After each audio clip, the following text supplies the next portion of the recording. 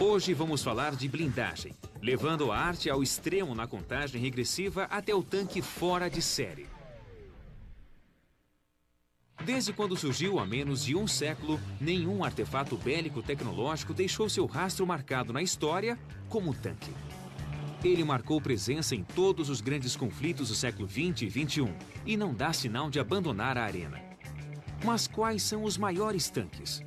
Para descobrir, entrevistamos alguns dos maiores especialistas do mundo em tanques. Entre eles, Tom Clancy, romancista de primeira, fã de tanques e observador militar. O negócio é matar gente e quebrar coisas. Não é esporte. Ninguém joga limpo. Bruce Dickinson, porta-voz do grupo Iron Maiden e motorista amador de tanque. Após dirigir 18 metros, você só quer parar em Berlim. E o bilionário colecionador de tanques Jack Littlefield. Tenho 220 veículos. 65 deles são tanques. E no outro extremo, os veteranos de guerra. Era como se divertir na lama. E os soldados. Bom, isso é amor. Agora sentem-se e preparem-se. Os 10 tanques fora de série e a tecnologia que os tornou poderosos. Todo mundo sabe como é um tanque. Parece um Sherman. Todo mundo sabe o que ele faz. O mesmo que um Sherman. O tanque fora de série na 10ª posição possui 33 toneladas e é reconhecido através do noticiário, dos gibis e dos filmes de Hollywood. Com certeza o tanque Sherman é um dos melhores tanques já feitos. O Sherman é o tanque que ganhou a Segunda Guerra para os aliados. No total, quase 50 mil Shermans foram feitos. E o programa reuniu um dos sobreviventes e 3 veteranos para quem o Sherman se tornou um lar durante a guerra. Porque durante a campanha dos aliados na Normandia, quando esses homens ainda eram adolescentes, eles confiaram suas vidas à tecnologia de ponta do Sherman. Não dirijo um desses há 60 anos, mas quero tentar. Sou Brian Carpenter. Já dirigi um tanque Sherman. E aí em cima? Tudo bem, Brian. E aí embaixo? Tudo bem. Sou Nubby Clark, fui artilheiro. Sou Sven Taut, comandei um desses tanques Sherman. Utilizado na campanha do Deserto Ocidental em 1942, o tanque americano M4 Sherman logo se tornou o tanque aliado onipresente. Os ingleses o tinham, assim como os canadenses, os franceses, os russos e os chineses. Ele atuava em todos os lugares. Ficamos impressionados com o tamanho, com a eficiência. Os canhões funcionavam muito bem. Excelente. O canhão em especial, 75 milímetros. Muito preciso e um projétil maior, ou seja, podíamos atirar em alvos maiores. Precisava ter um bom canhão e boa blindagem, mas o principal era a mobilidade. Tinha de transpor a retaguarda inimiga e explorar essa brecha. Era rápido e fácil de dirigir, quase tão bom quanto um carro moderno. Não é de admirar que o Sherman fosse guiado como um carro. Era feito pela poderosa indústria automotiva americana. O design do tanque Sherman se impôs por causa da produção. Os aliados achavam que tínhamos de fabricar o eixo, então eram produzidos pela Baldwin Locomotive Works, pela General Motors, pela Pacific Car and Foundry. Foram produzidos em grande quantidade. Para cada tanque alemão, os americanos entregavam cerca de 10 Shermans. O design do Sherman era o de um tanque universal para ser usado por um exército de cidadãos. Precisava ser dirigido por alguém que soubesse conduzir um trator ou guiar um caminhão. E ninguém era mais inexperiente que Brian Carpenter, um universitário antes de se tornar motorista de tanque. Havia 2 alavancas de direção entre os joelhos. Havia o pedal da embreagem e o do acelerador. E as alavancas de direção funcionavam como freio. O importante era a padronização. A única diferença estava nos motores. Este outro similar tinha um radiador de 9 cilindros refrigerado a ar, um motor de avião.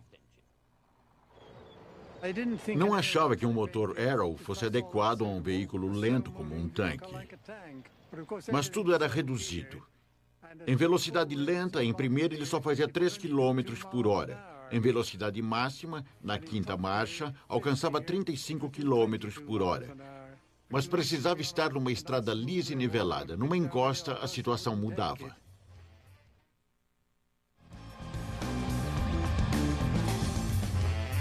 O tanque Sherman oferecia algumas instalações domésticas inesperadas aos rapazes.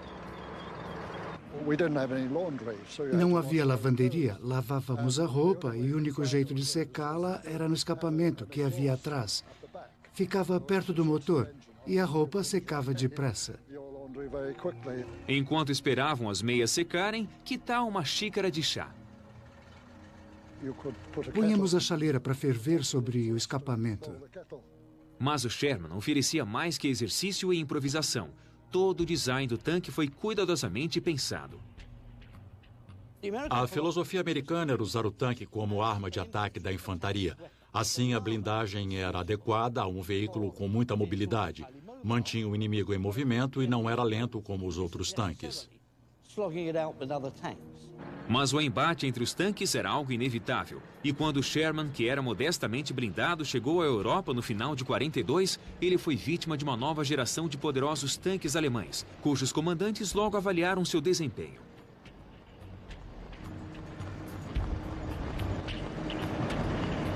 Eu os vi pela primeira vez no fronte ocidental. Não era um páreo para nós.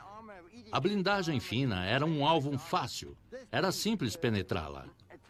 A 1000 metros de distância, o tiro penetrava no tanque.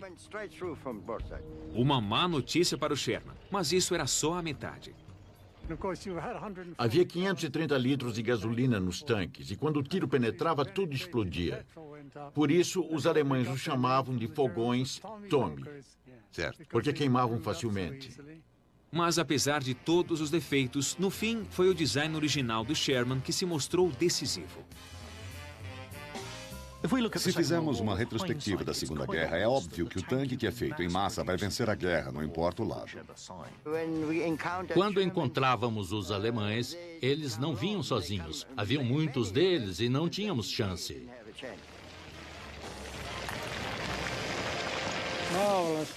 Que beleza, hein? Não pensei que faria isso de novo. É a arte de unir elementos que faz ou arrebenta um tanque. E todos os 9 restantes se viram em situações difíceis. A seguir, o tanque estiloso que saltou direto da prancheta para as selvas do sudeste da Ásia. O tanque Sheridan foi feito visando seu transporte aéreo. Um tanque leve que vai para qualquer lugar no fim de semana. Número 9. Durante décadas, o sonho dos projetistas foi desenvolver um tanque leve, fácil de ser transportado, mas com poder de fogo de um grande tanque de batalha. Esse veículo era único porque tinha mais poder de fogo que qualquer outro. Ele podia ser jogado de um avião. O avião de transporte voa sobre o solo a cerca de 160 km por hora, a alguns metros do chão. O equipamento remove o tanque que cai no solo. Dá medo olhar. Essa máquina será jogada numa parte distante do mundo para lutar numa guerra colonial. E nos Estados Unidos, dos anos 70, só podia ser um lugar, o Vietnã. Eu fazia parte da unidade da cavalaria. Vasculhávamos e destruíamos. Botávamos para quebrar. Quem melhor para nos informar sobre o Sheridan que 2 caras que vivenciaram o Vietnã do interior do tanque multitalentoso? A primeira impressão foi muito positiva. Ele fazia várias coisas legais. Podia ser jogado de um avião e flutuava. Tudo o que víamos da janela era água e peixes. A máquina era o Sheridan M551. Minha função, motorista. Direção triciclo, 4 velocidades à frente e 2 atrás. O manual dizia 69 km por hora, mas acho que chegava a 72, 74. O incrível desempenho cross-country do Sheridan se devia a uma coisa: blindagem leve. Tudo no tanque é controlado. Quando um peso é leve o bastante para ser lançado de um avião, nos referimos a um tanque que deverá pesar 10 ou 15 toneladas. Isso é muito difícil com uma blindagem de aço convencional. Para que o Sheridan continuasse inteiro, precisaria ser feito de alumínio. Para um certo nível de blindagem, obtém-se uma estrutura muito melhor, pois resiste ao lançamento do avião. A necessidade de um poder de fogo pesado numa estrutura tão fina levou à característica mais marcante do Sheridan. Ele tem um canhão incrível, calibre 152, que lança mísseis. O míssil seguia um raio infravermelho, talvez similar a um raio laser atualmente. Saía do cano e você jurava que ia atingir o solo, mas serpenteava e nunca errava o alvo. O mesmo cano grosso também era usado para disparar tiros convencionais, algo emocionante no Sheridan ultraleve. Pesava 17 toneladas. Quando você disparava, era algo infernal. Erguia toda a frente do tanque. Precisava usar capacete porque a cabeça batia na torre. Era um coice. Mas o rebote causava mais que uma dor de cabeça. Ao disparar os tiros convencionais, o rebote afetava os sistemas elétricos que disparavam o míssil. Além do sistema de mísseis afetado, outro problema em potencial era que a blindagem de alumínio não oferecia muita proteção contra nada. E o Sheridan levava muita munição. O motorista ficava cercado por munição dos dois lados. Ficava tudo empilhado no chão. Era proibido fumar dentro do tanque. Não podia haver fagulhas perto da munição ou perderia a sua casa. O veículo era uma espécie de canivete suíço. Fazia tudo mais ou menos direito, mas nada realmente bem. Para se qualificar para a lista dos tanques fora de série, a imaginação conta, mas é o desempenho que vale. E o Sheridan não cumpriu o que prometia. Nosso próximo tanque não pode ser acusado de um desempenho assim tão falho. Desde o início da Segunda Guerra Mundial, a Alemanha demonstrou uma superioridade técnica implacável e uma excelência em engenharia na batalha entre tanques. Os nazistas criaram uma força blindada para a qual os aliados não tinham resposta e se esforçaram para ficar um passo à frente. Em 1943, a tecnologia dos tanques alemães encontrou sua expressão máxima no Panther, que ocupa a 8ª posição. Este é o último Panther que continua em atividade no mundo. E o nosso programa pôs este veterano cara a cara com um tanque que ele comandou há mais de 60 anos. Este tanque está em perfeita forma. Não podia estar melhor. Poder ouvi-lo e sentir seu cheiro de novo é empolgante. Muito bom. O Panther foi um grande choque para o exército americano e britânico. Seu design inédito era uma revolução comparado a tudo que o precedeu. A característica mais importante era o seu poder de fogo.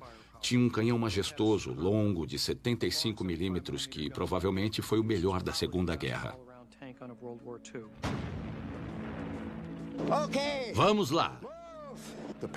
Seu canhão foi projetado como uma arma antitanque. Sua força não se devia a um calibre maior, mas a um cano mais longo e a uma carga de pólvora maior.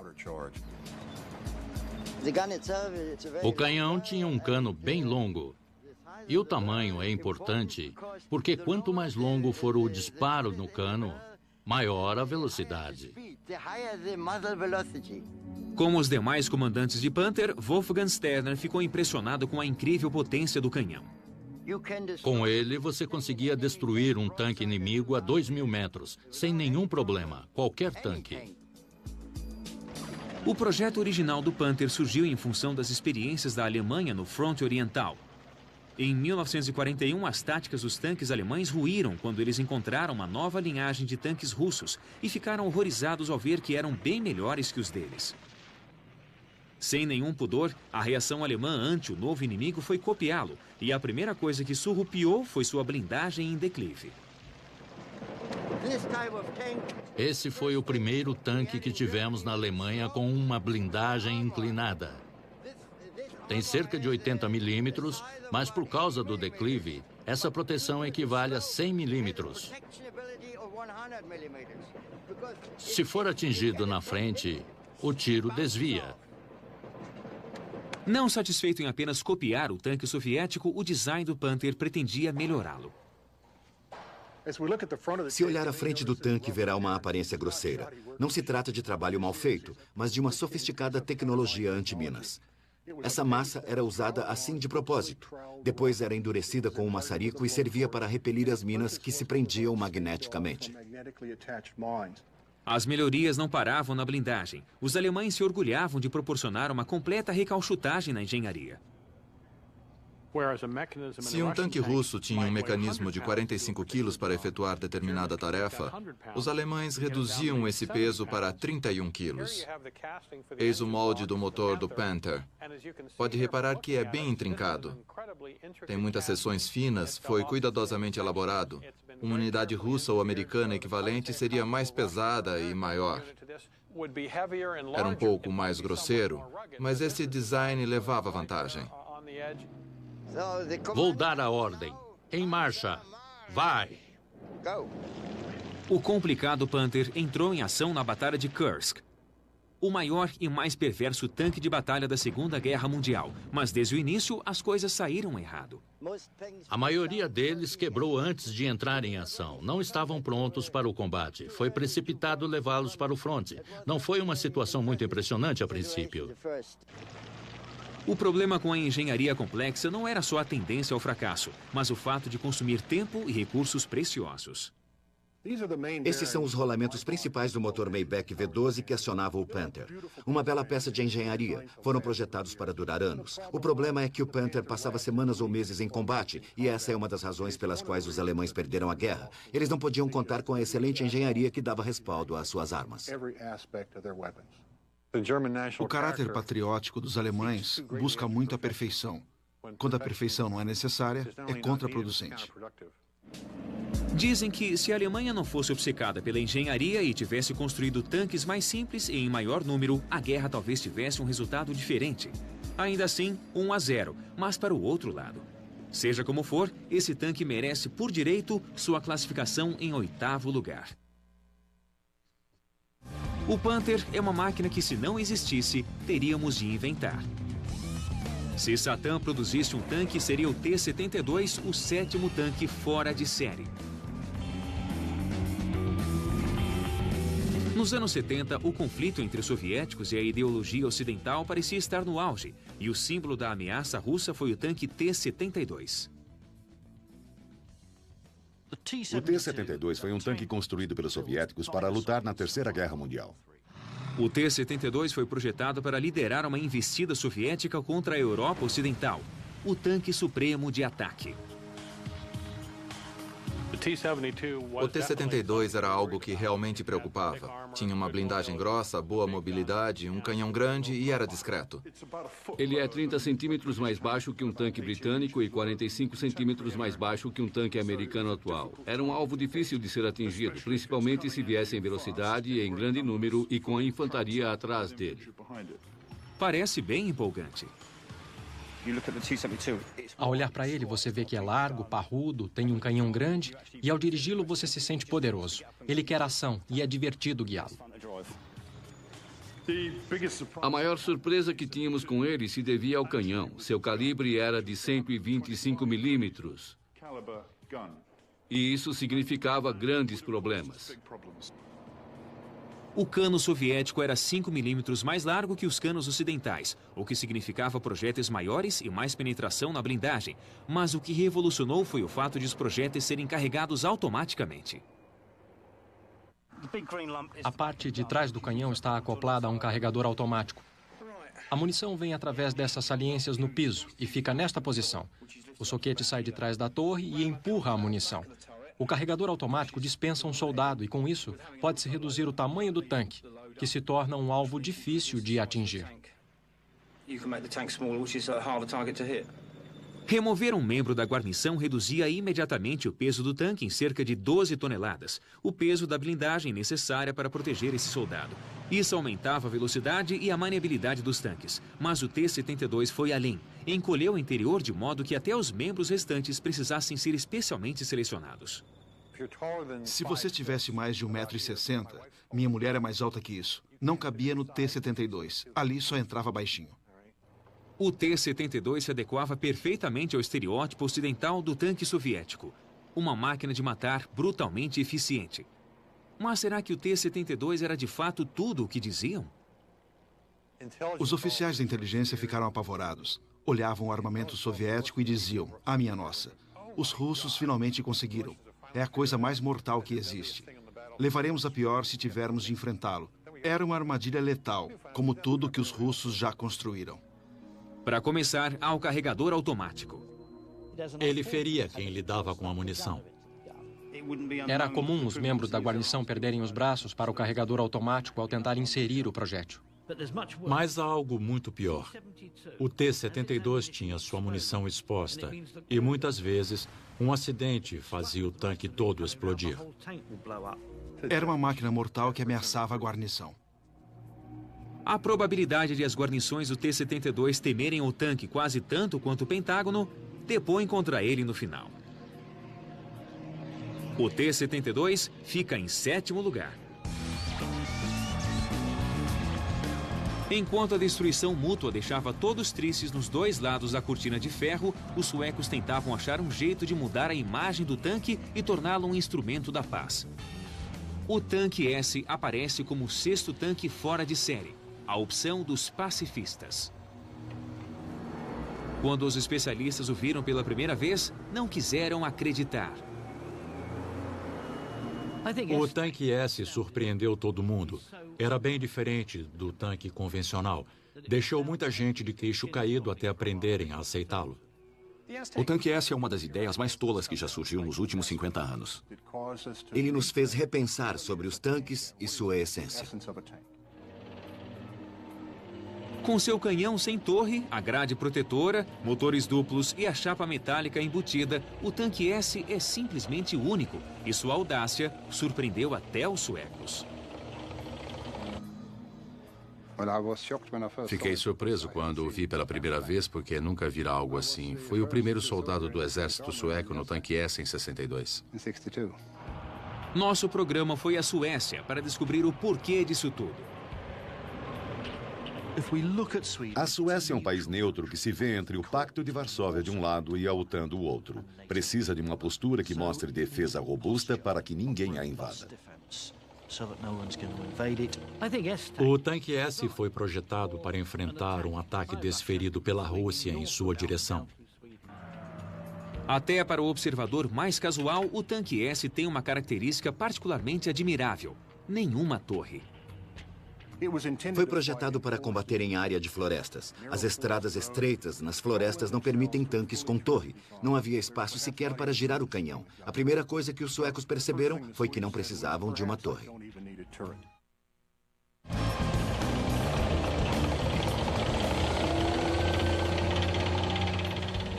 A ausência de torre deixa o tanque S com pouco mais de 2 metros de altura.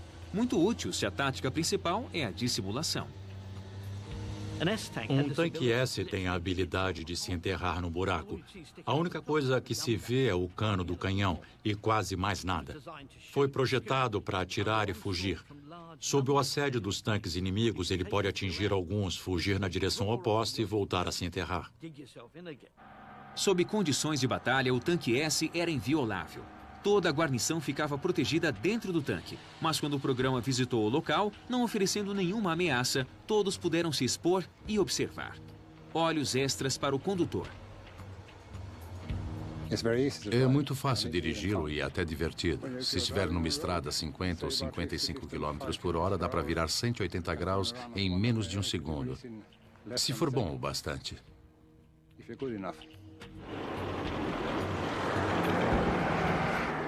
Parece mais o interior de um avião de combate, porque você usa os controles num console. Tudo na ponta dos dedos. Mas o melhor do tanque S é a sua arma principal, o canhão fixo. O problema com o canhão fixo é que você precisa girar todo o tanque para atirar. Era preciso manobrar toda a estrutura da mesma forma que um piloto de bombardeio manobra todo o avião. A inovação do design era uma suspensão hidropneumática controlável. Ela permitia o controle de tal forma e com tal precisão que o tanque podia mirar sem problema. Para posicionar o canhão, o primeiro e o quarto par de rodas se deslocam. Como a extensão da esteira é fixa, o tanque se inclina para cima e para baixo. Aqui dá para ver a parte ligada à primeira roda. Ela se desloca ao movermos o casco. O elegante e sofisticado tanque S foi condenado pelo mundo militar. Eles o adoravam, mas ninguém o comprava.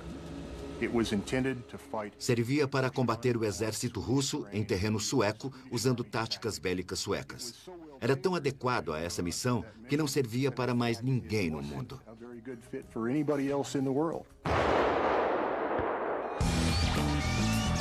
Nossos primeiros 5 tanques esperavam problemas em grande escala. Mas, se as suas intenções são mais modestas, que tanque oferece o melhor custo-benefício? O Centurion, o 5º fora de série. Ele entrou em ação nos últimos dias da Segunda Guerra Mundial e é o tanque que mais tempo serviu em batalhas no mundo. O favorito dos exércitos em guerras de baixo orçamento. Do início dos anos 50 até a virada do século, você via o Centurion numa batalha em algum lugar. Foi o melhor tanque do mundo durante uns 15 anos. O coronel John Gilman passou toda a sua carreira desenvolvendo os tanques britânicos e o Centurion foi seu primeiro amor. Quando entrei no regimento em 1968, meu primeiro veículo foi um Centurion Mark 62, parecido com este aqui. E eu o dirigi por 5.600 quilômetros, que é uma distância e tanto. E o coronel Gilman sabe melhor que ninguém que a chave para o sucesso de qualquer tanque está na manutenção feita no campo de batalha. A guarnição pode fazer a manutenção desse veículo no campo de ação. Todo o veículo foi projetado para que a guarnição só precise de 2 chaves inglesas, uma pequena e outra bem maior para ajustar a esteira. Não era preciso mais nada além dessas 2 ferramentas. A abordagem sensata do Centurion se estendia a um método singular de atingir o alvo. O alcance da metralhadora é absolutamente engenhoso. Está ligado ao canhão principal. Ou seja, um artilheiro só precisa disparar 3 traçadores com a metralhadora. Quando um deles atinge o alvo, o canhão o localiza e o acerta. Com características típicas e um alcance de apenas 72 km com um tanque de combustível, o Centurion fica com a 5ª posição.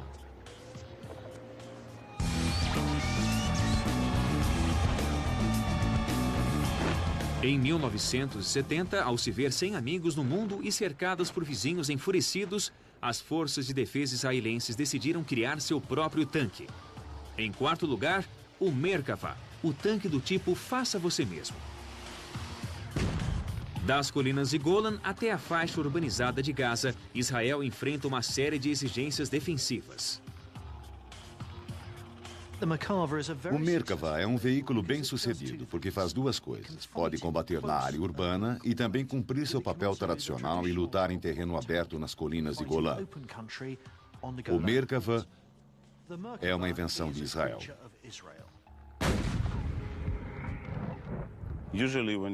Geralmente, ao projetar um tanque, devemos considerar o poder de fogo, a proteção e a maniabilidade.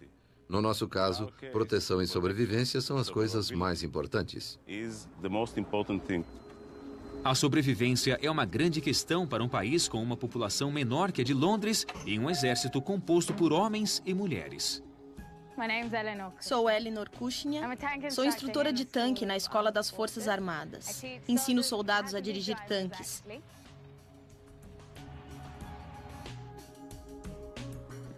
Essa é a minha parte favorita do tanque, a unidade de potência. O motor e a transmissão juntos na frente do tanque. É por isso que se chama Merkava. Em hebreu quer dizer carruagem. Como os cavalos na frente de uma carruagem são sua unidade de potência, o motor e a transmissão são a unidade de potência do tanque. Se um projétil atinge o tanque, acerta a unidade e não os que trabalham dentro dele. O condutor que ficaria sentado aqui se desloca para o lado. Não quero me sentar bem na frente, onde um projétil pode me atingir. Prefiro sentar do lado. Fico protegida. Do contrário, seria atingida. Tenho todo o deserto para mim quando dirijo um tanque. É uma sensação incrível. Dá para ir bem depressa nesse monstro. É poderoso. Uma das coisas que tornava o Merkava tão incomum era o fato de estar num estado contínuo de evolução, reagindo às exigências singulares do exército israelense. Pela minha experiência, há muitas inovações para adequar o tanque e a suspensão a áreas como as colinas de Golã, que são muito rochosas. A suspensão de molas em espiral do Merkava aumentou sua eficiência, permitindo que as molas se separem completamente da engrenagem rolante ao passar por uma elevação. O braço da roda não está ligado à mola. Ele desce por causa da gravidade e se desconecta. O tanque se apoia sobre o braço da suspensão. Isso torna o passeio bem mais agradável. O tanque foi desenvolvido numa situação de combate. Isso é excepcional. Todas as lições aprendidas no campo de batalha são consideradas enquanto o projeto se desenvolve. O ponto vulnerável do tanque fica na junção com o casco. Se um projétil atingir essas correntes, elas mudam todo o seu curso para que não atinja a parte mais vulnerável do tanque. Um tanque sem a torre ou o casco não vale nada. E sem o motor na frente, há espaço atrás para os amigos. Ele pode levar uma parte da infantaria atrás. Isso o torna único entre os tanques. Temos um veículo blindado que transporta soldados e um tanque numa coisa só. Não conheço outro tanque tão versátil assim. Então, por que não são usados nos desertos e ruas em zonas de conflito pelo mundo? Ele foi projetado para ser usado em Israel e não para ser transportado pelo ar. É um veículo grande e pesado, ideal para Israel. Mas para uma força expedicionária é muito grande e pesado. Algumas pessoas discordam. Esse é o melhor tanque do mundo. Nada o detém. Ele vai em frente e quando encontra um alvo, eu não iria querer estar lá naquele lugar. Não vou discutir. Nosso tanque fora de série número 3 não apenas passou por uma prancheta. O T-34 mudou tudo. Este foi o melhor tanque da Segunda Guerra Mundial. Foi uma daquelas inovações do design que só ocorre uma vez na vida. O T-34 é o tanque que venceu a Grande Guerra Patriótica para a União Soviética. Ele incorporou inovação, mas com o mais baixo denominador comum. Seu design rústico e simples permite a produção em massa. Segundo a essência da filosofia militar russa, um camponês devia poder entrar num deles e conduzi-lo sem problema. Eu sou praticamente um camponês. Ah, não! Nosso programa resolveu testar a reputação do T-34 dando um passeio com o astro do rock Bruce Dickinson em sua própria donzela de ferro. O que adoro nos tanques é o fato de combater individualmente, quase como um piloto de bombardeiro, só que em terra. As qualidades do tanque T-34 começam com sua forma característica. O T-34 inventou a blindagem em declive, que, por sua vez, afetou outras partes do design. Uma das inovações do T-34 foi o armamento. Usava um canhão de 76mm numa época em que a maioria dos tanques tinha canhões bem menores. A ideia era ter um armamento suficiente para derrotar um tanque tão bem blindado quanto ele. A grossa torre fundida é uma construção bem simples. Foi moldada e, em época de guerra, não precisava ser bonita. Se funciona, use e mate gente. As qualidades extraordinárias do T-34 foram exigidas quando a Alemanha tentou ir para o leste em 1941. No longo e sangrento confronto no fronte oriental, o T-34 foi reconhecido como o principal tanque de sua época. O T-34 foi o melhor tanque daquela época. Foi a mistura ideal de proteção blindada, poder de fogo e maniabilidade em terreno acidentado. Foi o melhor de todos. Os demais ficavam bem atrás.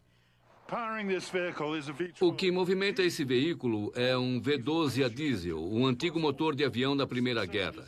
6 cilindros à esquerda, 6 à direita e a bomba injetora de combustível entre eles. Bem simples, um peso bem leve, de manutenção muito fácil. Foram construídos a partir dos anos 20 até hoje.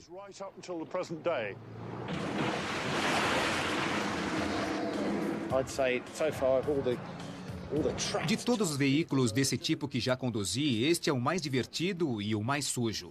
O que vem a dar no mesmo. Which is the same thing, really.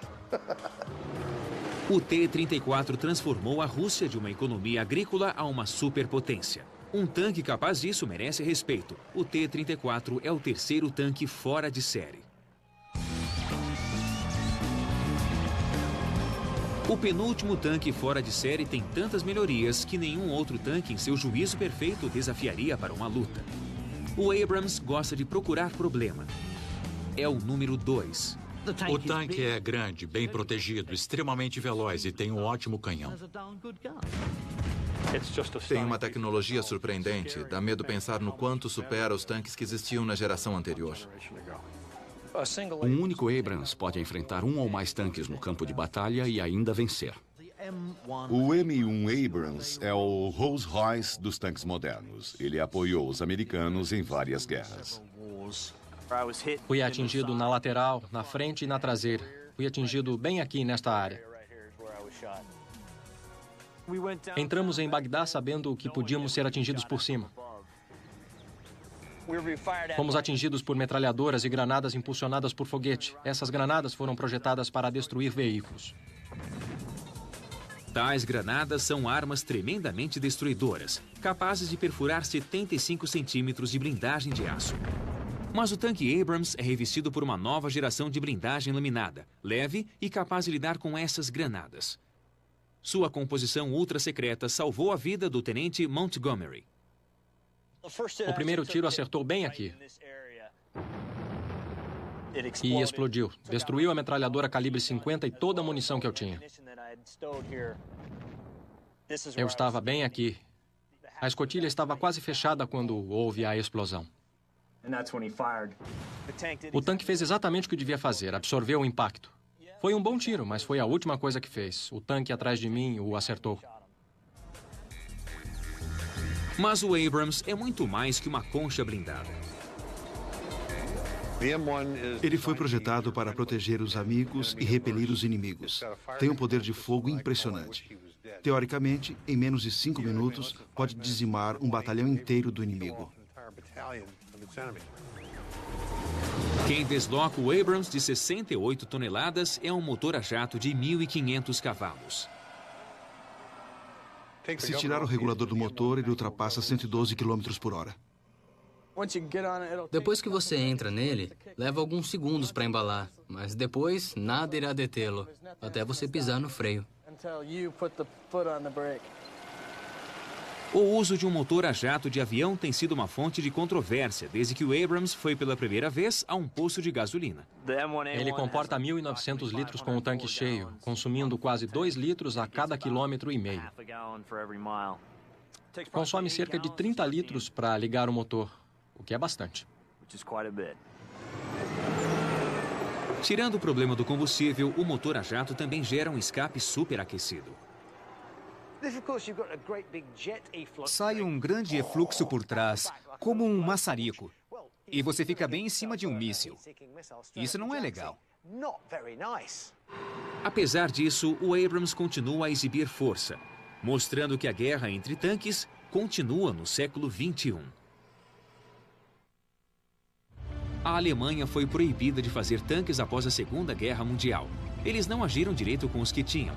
Mas, nos anos 70, uma nova Alemanha teve permissão para voltar a fabricá-los. E a excelente tecnologia que criou o Panther deu origem a uma nova geração. Leopard, o tanque realmente fora de série. É uma máquina extraordinária. Se compará-la a outros tanques, verá que é menor, mais leve e mais veloz. É a melhor combinação de poder de fogo e mobilidade que há no planeta atualmente. O tanque perfeito precisa ser móvel, ter blindagem protetora, poder de fogo, e ele tem tudo isso aos montes. É excelente. A engenharia pode ser alemã, mas o Leopard 2 é uma prova da identidade europeia. É uma combinação do melhor poder de fogo, da melhor proteção e mobilidade que há no mundo hoje. O Leopard 2 é, sem dúvida, um dos tanques fora de série. Não é só mais um. O Leopard é o melhor tanque que existe. Na Suécia, 280 Leopards percorrem o país.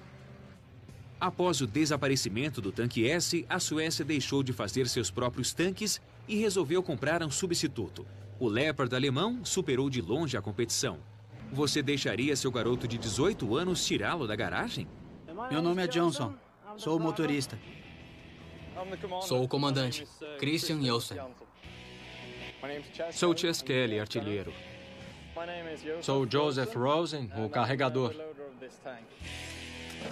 E o cozinheiro. Nosso programa se junta a esses soldados suecos que começam um exercício de combate de 11 dias. Vamos conhecer a tecnologia de primeira do Leopard.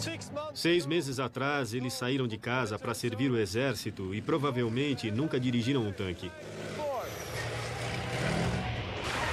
Eles trocaram o Volvo da família por uma máquina de matar de 62 toneladas. E é a facilidade imbatível do Leopard que faz com que cruzem a tundra com confiança. Não há alavancas de direção nem caixas de câmbio. É quase como guiar um carro, só que um pouco mais pesado. Hoje vamos dirigir feito malucos. A direção parece um volante comum. Este assento é muito confortável. Parece o de um carro esporte. É produzido pela Recaro. Um compartimento bem simples que lembra muito um carro. O grande pedal largo no meio é o freio. Você consegue parar 62 toneladas e meia em 9 metros. Vamos dirigir o tanque até o fim. Eu confio muito neste tanque e a ideia é transformá-los em caçadores. Eles devem sentir o tanque. O desempenho extraordinário do Leopard harmoniza com seu design modular radical. Na verdade, é um enorme kit de componentes, todos facilmente substituíveis. Assim como num carro Mercedes, quando há um problema você não pega a chave inglesa, mas o laptop. Tenho um laptop para manutenção. Eu o conecto aos módulos separados e posso testá-los individualmente. Vou ligar o cabo à central de logística e ao computador para ver o que há de errado com o tanque.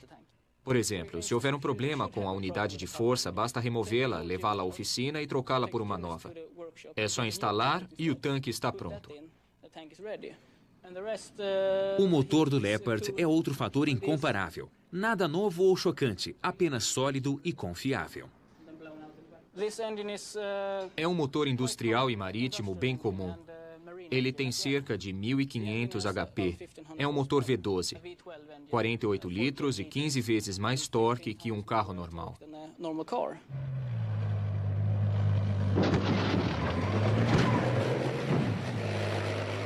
Se acha que tratar o Leopard como uma prancha de skate gigante vai estourar o tanque, relaxe. O Leopard é um dos poucos tanques no mundo que vem com garantia de fábrica. Desde que a fábrica supervisione a manutenção, você pode rodar 14 mil quilômetros, o que para um tanque é muito tempo. Para impedir que os soldados batam uns nos outros, os suecos usam um moderno sistema de controle que comanda os tanques. É uma versão elaborada do sistema usado pelas companhias de táxi para controlar seus motoristas.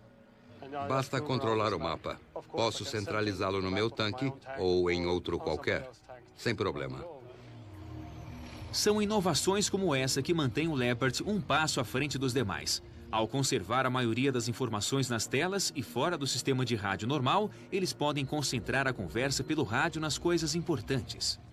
Quase 100% da conversa pelo rádio agora diz respeito ao inimigo. E deve ser assim. Nossa tarefa é achar o inimigo e matá-lo. Isso é provocação. Nosso programa resolveu pôr à prova o desempenho insuperável do Leopard contra o campeão local, um Volvo. Através de uma pista traiçoeira de 400 metros cheia de obstáculos. O tanque fora de série não quer apenas vencer, mas destruir. Aí está, os 10 tanques fora de série. Cada um com sua própria personalidade, mas compartilhando a mesma intenção implacável. Quando cruzou a terra de ninguém, a Cavalaria de Ferro criou a guerra mecanizada. O tanque se tornou a cara da guerra. Tenha medo, muito medo. Versão brasileira, DPN Santos.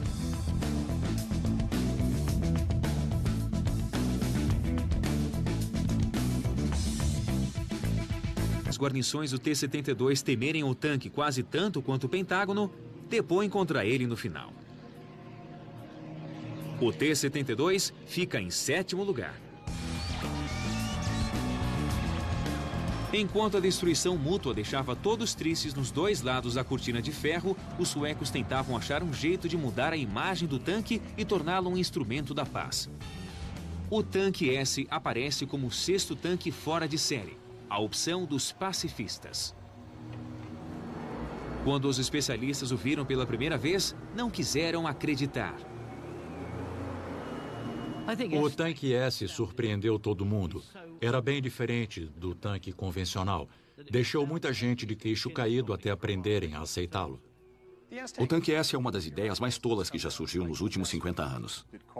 Ele nos fez repensar sobre os tanques e sua essência. Com seu canhão sem torre, a grade protetora, motores duplos e a chapa metálica embutida, o tanque S é simplesmente único e sua audácia surpreendeu até os suecos. Fiquei surpreso quando o vi pela primeira vez, porque nunca vira algo assim. Fui o primeiro soldado do exército sueco no tanque S em 62.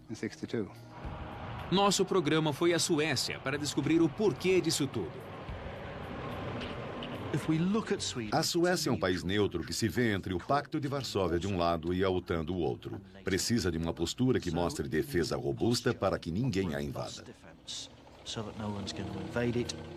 O tanque S foi projetado para enfrentar um ataque desferido pela Rússia em sua direção. Até para o observador mais casual, o tanque S tem uma característica particularmente admirável: nenhuma torre. Foi projetado para combater em área de florestas. As estradas estreitas nas florestas não permitem tanques com torre. Não havia espaço sequer para girar o canhão. A primeira coisa que os suecos perceberam foi que não precisavam de uma torre.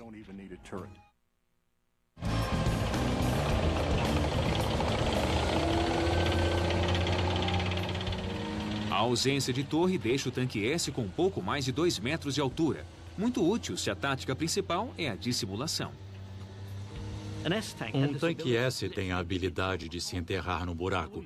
A única coisa que se vê é o cano do canhão e quase mais nada. Foi projetado para atirar e fugir. Sob o assédio dos tanques inimigos, ele pode atingir alguns, fugir na direção oposta e voltar a se enterrar. Sob condições de batalha, o tanque S era inviolável. Toda a guarnição ficava protegida dentro do tanque. Mas quando o programa visitou o local, não oferecendo nenhuma ameaça, todos puderam se expor e observar. Olhos extras... Como os canadenses, os franceses, os russos e os chineses. Ele atuava em todos os lugares. Ficamos impressionados com o tamanho, com a eficiência. Os canhões funcionavam muito bem. Excelente. O canhão em especial, 75 milímetros. Muito preciso e um projétil maior, ou seja, podíamos atirar em alvos maiores. Precisava ter um bom canhão e boa blindagem, mas o principal era a mobilidade. Tinha de transpor a retaguarda inimiga e explorar essa brecha. Era rápido e fácil de dirigir, quase tão bom quanto um carro moderno. Não é de admirar que o Sherman fosse guiado como um carro. Era feito pela poderosa indústria automotiva americana.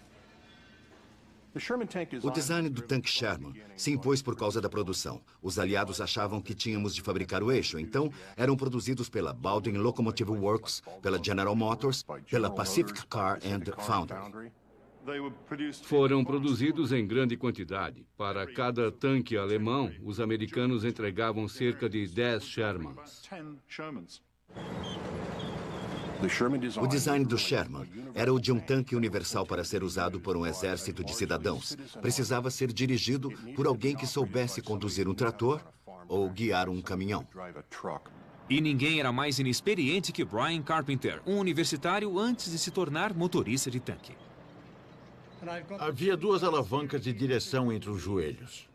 Havia o pedal da embreagem e o do acelerador. E as alavancas de direção funcionavam como freio. O importante era a padronização. A única diferença estava nos motores. Este outro similar tinha um radiador de 9 cilindros refrigerado a ar, um motor de avião. Não achava que um motor Arrow fosse adequado a um veículo lento como um tanque. Mas tudo era reduzido. Em velocidade lenta, em primeira, ele só fazia 3 km por hora. Em velocidade máxima, na quinta marcha, alcançava 35 km por hora. Mas precisava estar numa estrada lisa e nivelada. Numa encosta, a situação mudava.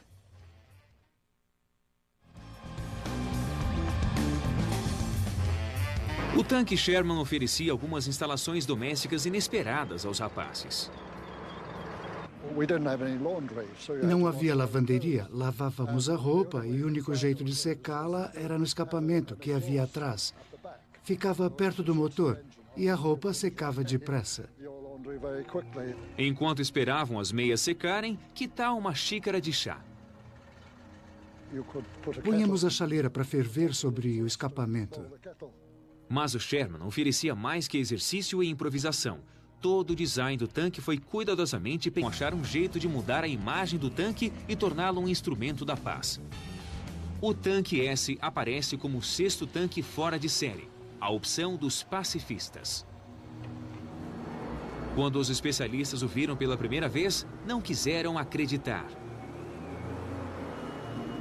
O tanque S surpreendeu todo mundo. Era bem diferente do tanque convencional. Deixou muita gente de queixo caído até aprenderem a aceitá-lo. O tanque S é uma das ideias mais tolas que já surgiu nos últimos 50 anos. Ele nos fez repensar sobre os tanques e sua essência. Com seu canhão sem torre, a grade protetora, motores duplos e a chapa metálica embutida, o tanque S é simplesmente único e sua audácia surpreendeu até os suecos. Fiquei surpreso quando o vi pela primeira vez, porque nunca vira algo assim. Fui o primeiro soldado do exército sueco no tanque S em 62. Nosso programa foi à Suécia para descobrir o porquê disso tudo.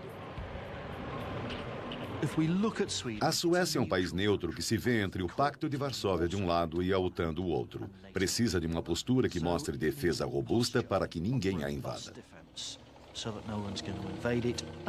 O tanque S foi projetado para enfrentar um ataque desferido pela Rússia em sua direção. Até para o observador mais casual, o tanque S tem uma característica particularmente admirável: nenhuma torre. Foi projetado para combater em área de florestas. As estradas estreitas nas florestas não permitem tanques com torre. Não havia espaço sequer para girar o canhão. A primeira coisa que os suecos perceberam foi que não precisavam de uma torre.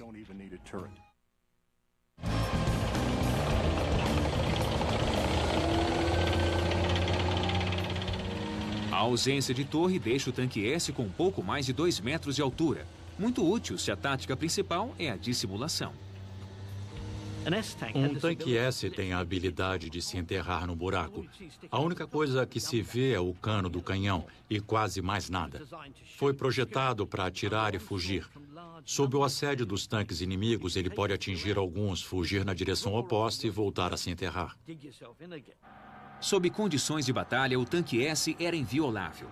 Toda a guarnição ficava protegida dentro do tanque. Mas quando o programa visitou o local, não oferecendo nenhuma ameaça, todos puderam se expor e observar. Olhos extras para o condutor. É muito fácil dirigi-lo e até divertido. Se estiver numa estrada a 50 ou 55 km por hora, dá para virar 180 graus em menos de um segundo. Se for bom o bastante.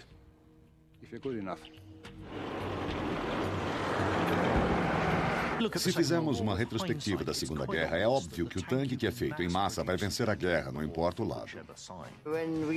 Quando encontrávamos os alemães, eles não vinham sozinhos. Haviam muitos deles e não tínhamos chance.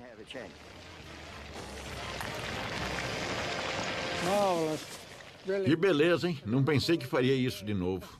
É a arte de unir elementos que faz ou arrebenta um tanque. E todos os 9 restantes se viram em situações difíceis.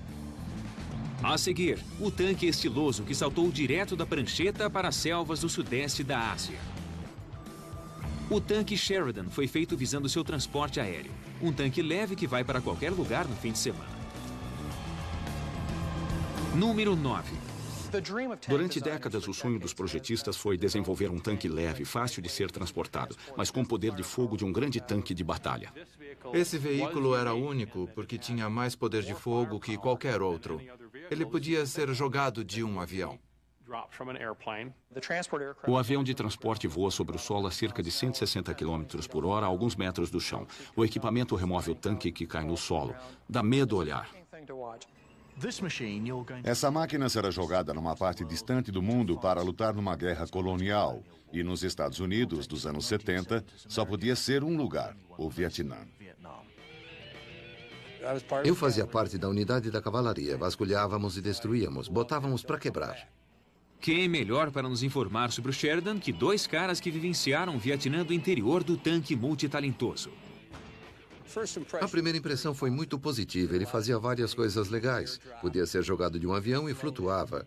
Tudo o que víamos da janela era água e peixes. A máquina era o Sheridan M551. Minha função, motorista. Direção, triciclo, 4 velocidades à frente e 2 atrás. O manual dizia 69 km por hora, mas acho que chegava a 72, 74. O incrível desempenho cross-country do Sheridan se devia a uma coisa: blindagem leve. Tudo no tanque é controlado.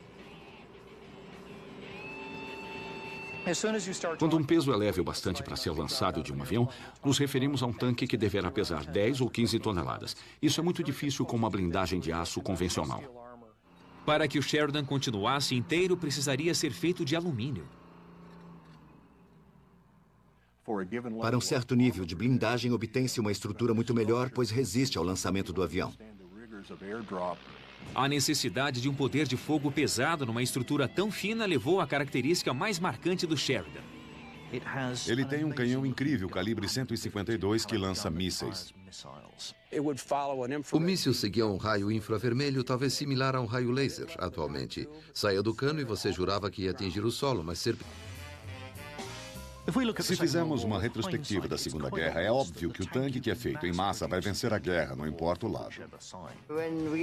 Quando encontrávamos os alemães, eles não vinham sozinhos. Haviam muitos deles e não tínhamos chance.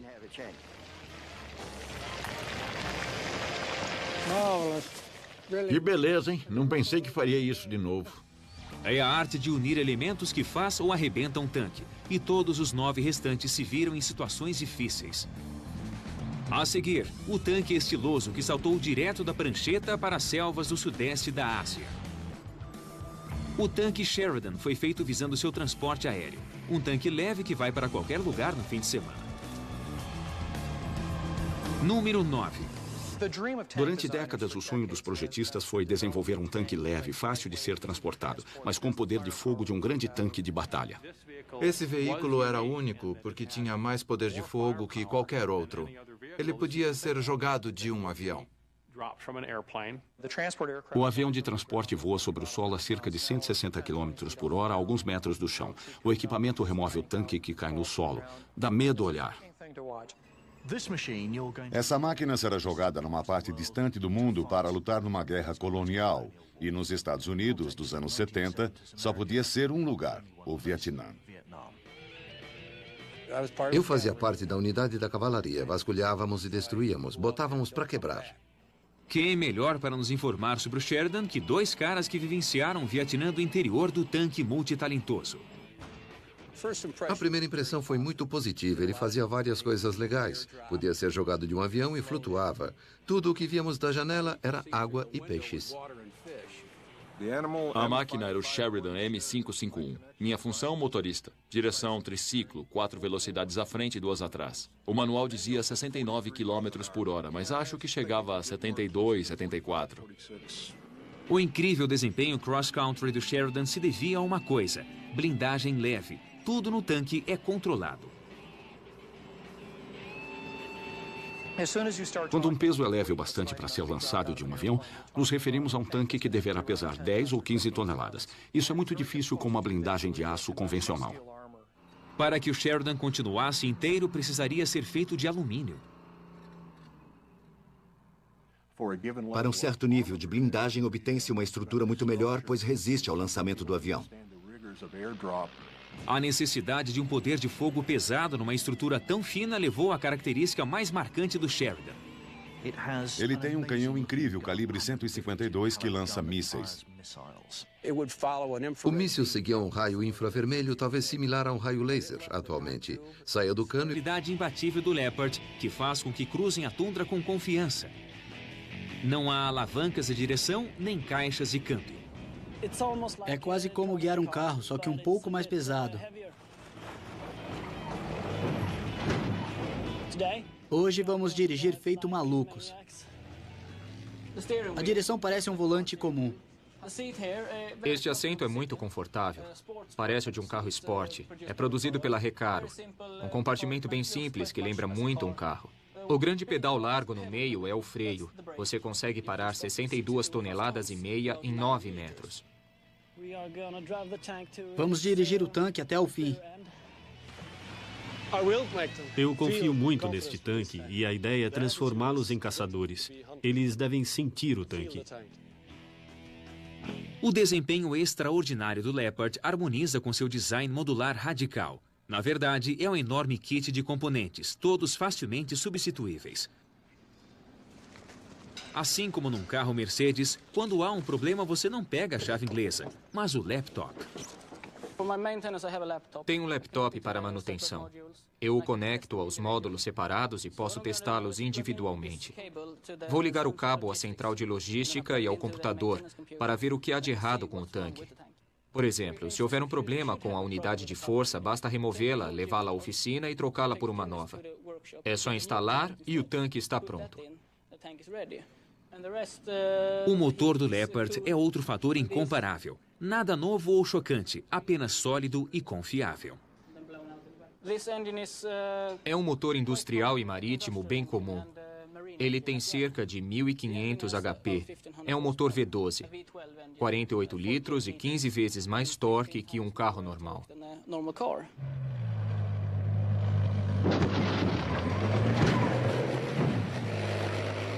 Se acha que tratar o Leopard como uma prancha de skate gigante vai estourar o tanque, relaxe. O Leopard é um dos poucos tanques no mundo que vem com garantia de fábrica. Desde que a fábrica supervisione a manutenção, você pode rodar 14 mil quilômetros, o que para um tanque é muito tempo. Para impedir que os soldados batam uns nos outros, os suecos usam um moderno sistema de controle que comanda os tanques. É uma versão elaborada do sistema usado pelas companhias de táxi para controlar seus motoristas. Basta controlar o mapa. Posso centralizá-lo no meu tanque ou em outro qualquer, sem problema. São inovações como essa que mantêm o Leopard um passo à frente dos demais. Ao conservar a maioria das informações nas telas e fora do sistema de rádio normal, eles podem concentrar a conversa pelo rádio nas coisas importantes. Quase 100% da conversa pelo rádio no Panther, que ocupa a 8ª posição. Este é o último Panther que continua em atividade no mundo. E o nosso programa pôs este veterano cara a cara com um tanque que ele comandou há mais de 60 anos. Este tanque está em perfeita forma. Não podia estar melhor. Poder ouvi-lo e sentir seu cheiro de novo é empolgante. Muito bom. O Panther foi um grande choque para o exército americano e britânico. Seu design inédito era uma revolução comparado a tudo que o precedeu. A característica mais importante era o seu poder de fogo. Tinha um canhão majestoso, longo, de 75 milímetros, que provavelmente foi o melhor da Segunda Guerra. Vamos lá! Seu canhão foi projetado como uma arma antitanque. Sua força não se devia a um calibre maior, mas a um cano mais longo e a uma carga de pólvora maior. O canhão tinha um cano bem longo. E o tamanho é importante, porque quanto mais longo for o disparo no cano, maior a velocidade. Como os demais comandantes de Panther, Wolfgang Sterner ficou impressionado com a incrível potência do canhão. Com ele, você conseguia destruir um tanque inimigo a 2.000 metros, sem nenhum problema, qualquer tanque. O projeto original do Panther surgiu em função das experiências da Alemanha no fronte oriental. Em 1941, as táticas dos tanques alemães ruíram quando eles encontraram uma nova linhagem de tanques russos e ficaram horrorizados ao ver que eram bem melhores que os deles. Sem nenhum pudor, a reação alemã ante o novo inimigo foi copiá-lo, e a primeira coisa que surrupiou foi sua blindagem em declive. Esse foi o primeiro tanque que tivemos na Alemanha com uma blindagem inclinada. Tem cerca de 80 milímetros, mas por causa do declive, essa proteção equivale a 100 milímetros. Se for atingido na frente, o tiro desvia. Não satisfeito em apenas copiar o tanque soviético, o design do Panther pretendia melhorá-lo. Se olhar à frente do tanque, verá uma aparência grosseira. Não se trata de trabalho mal feito, mas de uma sofisticada tecnologia antiminas. Essa massa era usada assim de propósito. Depois era endurecida com um maçarico e servia para repelir as minas que se prendiam magneticamente. As melhorias não paravam na blindagem. Os alemães se orgulhavam de proporcionar uma completa recalchutagem na engenharia. Se um tanque russo tinha um mecanismo de 45 quilos para efetuar determinada tarefa... Rosen, o carregador. E o cozinheiro. Nosso programa se junta a esses soldados suecos que começam um exercício de combate de 11 dias. Vamos conhecer a tecnologia de primeira do Leopard. 6 meses atrás, eles saíram de casa para servir o exército e provavelmente nunca dirigiram um tanque. Eles trocaram o Volvo da família por uma máquina de matar de 62 toneladas. E é a facilidade imbatível do Leopard que faz com que cruzem a tundra com confiança. Não há alavancas de direção nem caixas de câmbio. É quase como guiar um carro, só que um pouco mais pesado. Hoje vamos dirigir feito malucos. A direção parece um volante comum. Este assento é muito confortável. Parece o de um carro esporte. É produzido pela Recaro. Um compartimento bem simples que lembra muito um carro. O grande pedal largo no meio é o freio. Você consegue parar 62 toneladas e meia em 9 metros. Vamos dirigir o tanque até o fim. Eu confio muito neste tanque e a ideia é transformá-los em caçadores. Eles devem sentir o tanque. O desempenho extraordinário do Leopard harmoniza com seu design modular radical. Na verdade, é um enorme kit de componentes, todos facilmente substituíveis. Assim como num carro Mercedes, quando há um problema você não pega a chave inglesa, mas o laptop. Tenho um laptop para manutenção. Eu o conecto aos módulos separados e posso testá-los individualmente. Vou ligar o cabo à central de logística e ao computador para ver o que há de errado com o tanque. Por exemplo, se houver um problema com a unidade de força, basta removê-la, levá-la à oficina e trocá-la por uma nova. É só instalar e o tanque está pronto. O motor do Leopard é outro fator incomparável. Nada novo ou chocante, apenas sólido e confiável. É um motor industrial e marítimo bem comum. Ele tem cerca de 1.500 HP. É um motor V12. 48 litros e 15 vezes mais torque que um carro normal.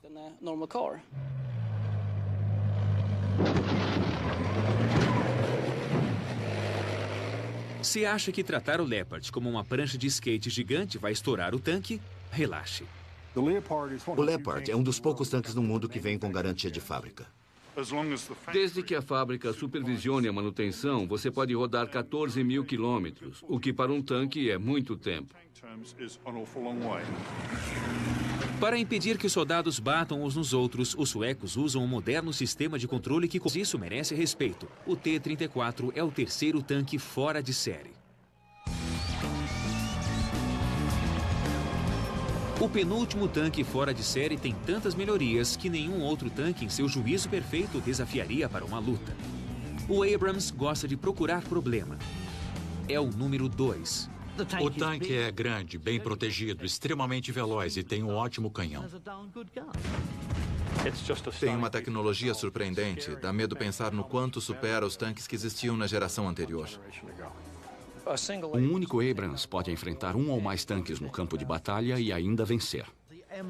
O M1 Abrams é o Rolls Royce dos tanques modernos. Ele apoiou os americanos em várias guerras. Fui atingido na lateral, na frente e na traseira. Fui atingido bem aqui nesta área. Entramos em Bagdá sabendo que podíamos ser atingidos por cima. Fomos atingidos por metralhadoras e granadas impulsionadas por foguete. Essas granadas foram projetadas para destruir veículos. Tais granadas são armas tremendamente destruidoras, capazes de perfurar 75 centímetros de blindagem de aço. Mas o tanque Abrams é revestido por uma nova geração de blindagem laminada, leve e capaz de lidar com essas granadas. Sua composição ultra-secreta salvou a vida do tenente Montgomery. O primeiro tiro acertou bem aqui. E explodiu. Destruiu a metralhadora calibre 50 e toda a munição que eu tinha. Eu estava bem aqui. A escotilha estava quase fechada quando houve a explosão. O tanque fez exatamente o que devia fazer, absorveu o impacto. Foi um bom tiro, mas foi a última coisa que fez. O tanque atrás de mim o acertou. Mas o Abrams é muito mais que uma concha blindada. Ele foi projetado para proteger os amigos e repelir os inimigos. Tem um poder de fogo impressionante. Teoricamente, em menos de 5 minutos, pode dizimar um batalhão inteiro do inimigo. Quem desloca o Abrams de 68 toneladas é um motor a jato de 1.500 cavalos. Se tirar o regulador do motor, ele ultrapassa 112 km por hora. Depois que você entra nele, leva alguns segundos para embalar, mas depois nada irá detê-lo, até você pisar no freio. O uso de um motor a jato de avião tem sido uma fonte de controvérsia desde que o Abrams foi pela primeira vez a um posto de gasolina. Ele comporta 1.900 litros com o tanque cheio, consumindo quase 2 litros a cada quilômetro e meio. Consome cerca de 30 litros para... É uma distância e tanto. E o coronel Gilman sabe melhor que ninguém que a chave para o sucesso de qualquer tanque está na manutenção feita no campo de batalha. A guarnição pode fazer a manutenção desse veículo no campo de ação. Todo o veículo foi projetado para que a guarnição só precise de 2 chaves inglesas, uma pequena e outra bem maior para ajustar a esteira. Não era preciso mais nada além dessas 2 ferramentas. A abordagem sensata do Centurion se estendia a um método singular de atingir o alvo. O alcance da metralhadora é absolutamente engenhoso. Está ligado ao canhão principal. Ou seja, um artilheiro só precisa disparar 3 traçadores com a metralhadora. Quando um deles atinge o alvo, o canhão o localiza e o acerta. Com características típicas e um alcance de apenas 72 km com um tanque de combustível, o Centurion fica com a 5ª posição.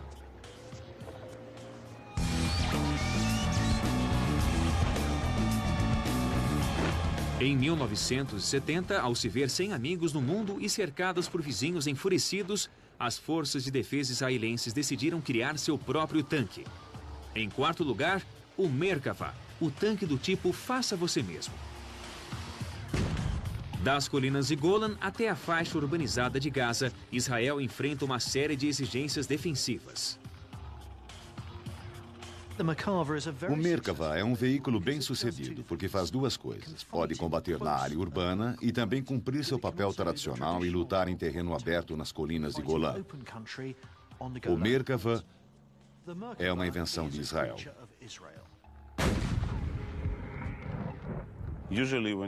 Geralmente, ao projetar um tanque, devemos considerar o poder de fogo, a proteção e a maniabilidade.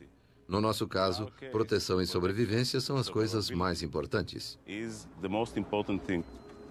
A sobrevivência é uma grande questão para um país com uma população menor que a de Londres e um exército composto por homens e mulheres. Sou Eleanor Kushnia, sou instrutora de tanque na Escola das Forças Armadas. Ensino soldados a dirigir tanques.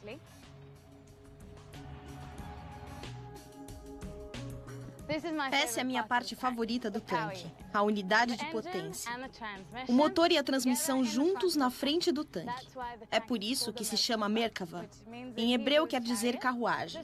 Como os cavalos na frente de uma carruagem são sua unidade de potência, o motor e a transmissão são a unidade de potência do tanque.